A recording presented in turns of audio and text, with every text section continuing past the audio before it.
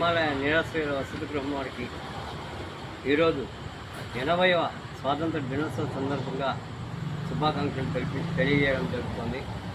యాక్చువల్గా ఇక్కడ ప్రోగ్రాం అనేది ఏం లేదు, ఒక ఐటమ్ అనేది అందరికీ ఇమ్మనేసి ఒక వెంకటరమణ అనే అబ్బాయి 15 సంవత్సరాల కిందట నాతో రోడ్డు మీద ఏదో మార్కెటింగ్ చేసుకుంటూ నా దగ్గరకు వచ్చి ఒక కంపెనీలో ఉద్యోగం సంపాదించుకోవడం జరిగింది. ఆ అబ్బాయి జ్యూస్ పంపించాడు. అది మీ అందరి చేతికి అందజేస్తామనే ఉద్దేశంతో రావడం జరిగింది. పొద్దుటి నుంచి చిన్నపిల్లల కార్యక్రమాలు ఉండడం వల్ల ఇక్కడికి రాలేదు.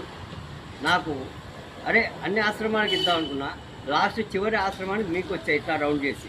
మామూలు ఇక్కడి నుంచి మొదలయ్యేది, ఈరోజు ఇక్కడి నుంచి మొదలయ్యింది, అటు నుంచి ఇటు వచ్చారనమాట. ఎందుకంటే మళ్ళీ ఇంటికి పోవాలి కాబట్టి ఇటు అట్లా.